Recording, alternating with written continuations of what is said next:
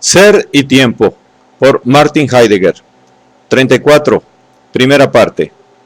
La interpretación del Dasein por la temporalidad y la explicación del tiempo como horizonte trascendental de la pregunta por el ser. Primera sección. Etapa preparatoria del análisis fundamental del Dasein. Capítulo quinto. El estar en como tal. A. La constitución existencial de la I. Párrafo 29. El Dasein como disposición afectiva. Lo que en el orden ontológico designamos con el término de disposición afectiva es ónticamente lo más conocido y cotidiano: el estado de ánimo, el temple anímico. Antes de toda psicología de los estados de ánimo, por lo demás, aún sin hacer, será necesario ver este fenómeno como un existencial fundamental y definirlo en su estructura. La imperturbable serenidad, el reprimido disgusto de la ocupación cotidiana, el alternarse de ambos y la caída en el mal humor no son ontológicamente una nada, aunque estos fenómenos suelen pasar inadvertidos como lo presuntamente más indiferente y fugaz en el Dasein. Que los estados de ánimo se estropeen y puedan cambiar solo prueba que el Dasein ya está siempre anímicamente templado. La indeterminación afectiva, a menudo persistente, monótona y descolorida, que no debe ser confundida con el mal humor, no solo no es una nada, sino que, por el contrario, precisamente en ella el Dasein se vuelve tedioso a sí mismo. En semejante indeterminación afectiva, el ser de la I se ha manifestado como carga. ¿Por qué? No se sabe. Y el Dasein no puede saber tales cosas, porque las posibilidades de apertura del conocimiento quedan demasiado cortas frente al originario abrir de los estados de ánimo, en los cuales el Dasein queda puesto ante su ser en cuanto a I. Por otra parte, el estado de ánimo alto puede liberar de la carga del ser que se ha manifestado. También esta posibilidad afectiva, aunque liberadora, revela el carácter de carga del Dasein. El estado de ánimo manifiesta el modo como uno está y como a uno le va. En este, como uno está, el temple anímico pone al ser en su ahí. En el temple de ánimo, el Dasein ya está siempre afectivamente abierto como aquel ente al que la existencia, Dasein, le ha sido confiada en su ser. Un ser que él tiene que ser, existiendo. Abierto no quiere decir conocido. Abierto no quiere decir conocido como tal. Y justamente en la más indiferente y anodina cotidianidad del ser, del Dasein, puede irrumpir como el nudo factum de que es y tiene que ser. Lo que se muestra es el puro que es. El de dónde y el a dónde quedan en la oscuridad. Que con pareja cotidianidad el Dasein no ceda a tales estados de ánimo, es decir, que no sea dócil a su abrir y que no se deje llevar ante lo abierto, no es una prueba en contra del dato fenoménico de la aperturidad afectiva del ser de la I en su que es, sino una confirmación del mismo. Por lo regular, el Dasein esquiva, de un modo óntico existentivo, el ser que ha sido abierto en el estado de ánimo. Desde un punto de vista ontológico existencial, esto significa, en eso mismo, a lo que semejante estado de ánimo no se vuelve, se desvela el Dasein en su estar entregado a la I. En el mismo esquivar está abierto la I. Este carácter de ser del Dasein, oculto en su de dónde y a dónde, pero claramente abierto en sí mismo, es decir, en el que es lo que llamamos la condición de arrojado de este ente en su ahí. De modo que, en cuanto a estar en el mundo, el Dasein es el ahí. El término condición de arrojado mienta la factibilidad de la entrega a sí mismo. El factum de que es y tiene que ser, abierto en la disposición afectiva del Dasein, no es aquel que es, que ontológico categorialmente expresa el carácter de hecho, propio del estar ahí.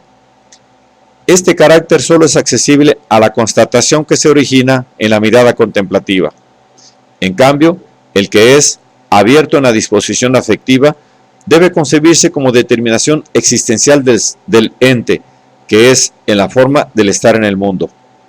La facticidad no es el carácter de hecho del factum brutum, de algo que está ahí, sino un carácter de ser del Dasein, asumido en la existencia, aunque, por lo pronto, reprimido. El que es de la facticidad jamás puede ser hallado en una intuición. El ente que tiene el carácter de Dasein es Suai de un modo tal que, explícitamente o no, se encuentra a sí mismo en su condición de arrojado. En la disposición afectiva, el Dasein ya está siempre puesto ante sí mismo, ya siempre se ha encontrado, no en la forma de una autopercepción, sino en la de un encontrarse afectivamente dispuesto. Como ente que está entregado a su ser, el Dasein queda entregado también al factum de que ya siempre ha debido encontrarse, pero en un encontrarse que, más que un directo buscar, se origina en el huir. El estado de ánimo no abre mirando hacia la condición de arrojado, sino en la forma de una conversión o de una aversión. De ordinario, el estado de ánimo no se vuelve hacia el carácter de carga que el Dasein manifiesta en él, y menos aún cuando se encuentra liberado de esa carga en el estado de ánimo elevado. Esta aversión es siempre lo que es, en la forma de la disposición afectiva. Se desconocería completamente el fenómeno de lo que el estado de ánimo abre y cómo lo hace, si se quisiera poner bajo un mismo denominador con lo abierto lo que el Dasein templado a la vez conoce, sabe o cree. Incluso cuando el Dasein, en la fe, está seguro de su adonde, o cuando la luz de la razón cree saber acerca de su de dónde, nada de esto puede oponerse al dato fenoménico de que el estado de ánimo pone al Dasein ante el que es de su ahí, que con inexorable enigmaticidad fijan en su mirada. Desde el punto de vista ontológico existencial, no hay menor derecho para rebajar la evidencia de la disposición afectiva, midiéndola por la certeza apodíctica propia del conocimiento teórico de lo que simplemente está allí. Pero no menor es la falsificación de los fenómenos cuando estos son desplazados al campo de lo irracional. El irracionalismo, como contrapartida del racionalismo, solo habla como visco de aquello de lo que éste habla como ciego.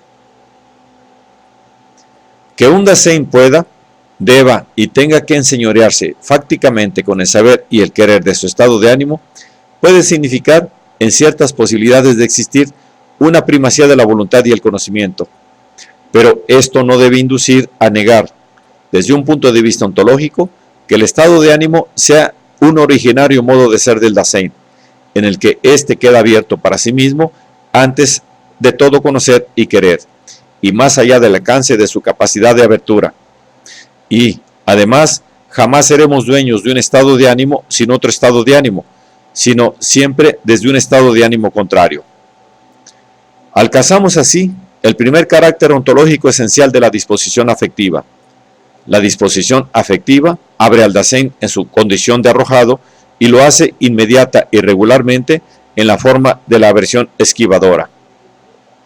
Ya en esto se puede ver que la disposición afectiva es algo muy diferente de la constatación de un estado psicológico. Tan lejos está de poseer el carácter de una aprehensión reflexiva, que toda reflexión inmanente solo puede constatar las vivencias, porque el ahí ya ha sido abierto por la disposición afectiva. El mero estado de ánimo abre el ahí más originariamente, pero también lo cierra más obstinadamente que cualquier no percepción. Es lo que muestra la indisposición afectiva o mal humor. En este estado de ánimo, el Dasein se torna ciego para sí mismo. El mundo circundante de la ocupación se nubla. La circunspección del ocuparse se extravía. Tan poco refleja es la disposición afectiva que sobreviene al Dasein precisamente cuando éste irreflexivamente se abandona y entrega por entero al mundo de la ocupación. El estado de ánimo nos sobreviene. No viene ni de fuera ni de dentro, sino que, como forma del estar en el mundo, emerge de este mismo. Pero con esto pasamos desde una delimitación negativa de la disposición afectiva frente a la aprehensión reflexiva de lo interior hacia una intelección positiva de su carácter aperiente. El estado de ánimo ya abierto, siempre el estar en el mundo en su totalidad, y hace posible por primera vez un dirigirse hacia. El temple anímico no se relaciona primeramente con lo psíquico, no es un estado interior que luego, en forma enigmática, se exterioriza para colorear las cosas y las personas. De esta manera se muestra el segundo carácter esencial de la disposición afectiva. La disposición afectiva es un modo existencial fundamental de la perturidad cooriginaria del mundo, la coexistencia y la existencia, ya que esta misma es esencialmente un estar en el mundo. Junto a las dos determinaciones esenciales de la disposición afectiva que acabamos de explicitar, la apertura de la condición de arrojado y la apertura del estar en el mundo en su totalidad, es necesario considerar una tercera, que contribuye en forma especial a una comprensión más honda de la mundanidad del mundo. Como ya dijimos antes, el mundo ya previamente abierto deja comparecer al ente intramundano. Esta previa aperturidad del mundo, propia del estar en, está constituida por la disposición afectiva. El dejar comparecer es primariamente circunspectivo y no un puro sentir o un quedarse mirando fijamente. El dejar comparecer de la ocupación circunspectiva tiene el carácter de un ser concernido, como lo podemos ver ahora más claramente a partir de la disposición afectiva. Desde un punto de vista ontológico, la inservibilidad, resistencia y amenaza de lo a la mano solo nos puede concernir porque el estar en cuanto tal se haya de tal manera determinado previamente en su estructura existencial que puede ser afectado en esta forma por lo que comparece dentro del mundo. Esta posibilidad de ser afectado se funda en la disposición afectiva y en cuanto tal ha abierto el mundo en su carácter, por ejemplo, de amenazante. Solo lo que está en la disposición afectiva del temor o correlativamente de la intrepidez puede descubrir el ente a la mano del mundo circundante como algo amenazante. El temple de la disposición afectiva es el constitutivo existencial de la apertura del Dasein al mundo. Y solo por pertenecer ontológicamente a un ente cuyo modo de ser es el del estar en el mundo, en disposición afectiva, pueden los sentidos ser tocados y tener sentido para, de tal manera que lo que los toca se muestre en la afección. Eso que llamamos afección no podría tener lugar ni siquiera como efecto de la máxima presión y resistencia, y la resistencia misma quedaría esencialmente sin descubrir, si el estar en el mundo en disposición afectiva no se encontrase ya consignado a la posibilidad, bosquejada por los estados de ánimo, de ser afectado por el ente intramundano.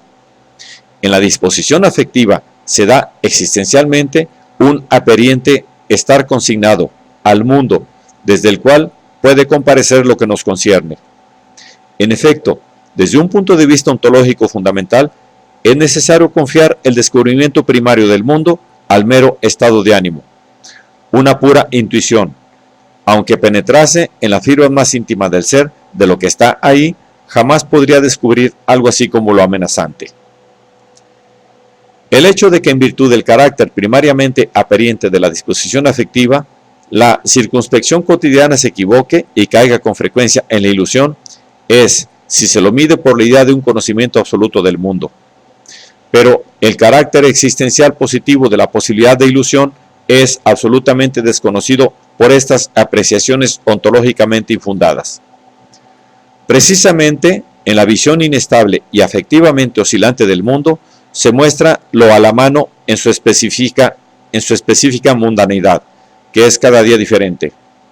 La mirada teorética ya ha reducido siempre el mundo a la uniformidad de lo puramente presente, una uniformidad dentro de la cual, sin embargo, se encierra una nueva riqueza de lo que puede ser descubierto en la pura determinación. Pero ni siquiera la más pura teoría está exenta de tonalidad afectiva. Lo que solo está ahí no se le muestra a la mirada contemplativa en su puro aspecto, sino cuando ésta lo puede dejar venir hacia sí misma en el apacible demorar junto a las cosas. No debe confundirse, claro está, la mostración del constituirse ontológico existencial del conocimiento determinativo en la disposición afectiva del estar en el mundo, con un intento de abandonar ónticamente la ciencia del sentimiento, la ciencia al sentimiento. En el marco de la problemática de esta investigación, no es posible interpretar los diferentes modos de la disposición afectiva ni sus conexiones de fundamentación. Bajo el nombre de afectos y sentimientos, estos fenómenos son ónticamente conocidos desde antaño y han sido tratados desde siempre por la filosofía. No es un azar que la primera interpretación de los afectos sistemáticamente realizada, que nos ha sido transmitida, no haya sido hecha en el marco de la psicología. Aristóteles investiga las pasiones en el segundo libro de su retórica. Contra el concepto tradicional de la retórica como una especie de disciplina, la retórica de Aristóteles debe ser concebida como la primera hermenéutica sistemática de la cotidianidad del convivir. La publicidad, en cuanto modo de ser del uno, párrafo 27, no solo tiene en general su propio temple anímico, sino que necesita estados de ánimo y los suscita para sí. Apelando a ellos y desde ellos es como habla el orador. El orador necesita comprender las posibilidades del estado de ánimo para suscitarlo y dirigirlo en forma adecuada.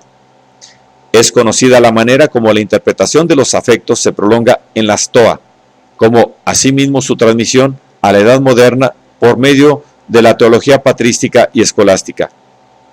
Pero lo que no suele advertirse es que la interpretación ontológica fundamental de lo afectivo no ha podido dar un solo paso hacia adelante digno de mención después de Aristóteles. Por el contrario, los afectos y sentimientos quedan sistemáticamente clasificados entre los fenómenos psíquicos, constituyendo de ordinario la tercera clase de ellos, junto a la representación y la voluntad.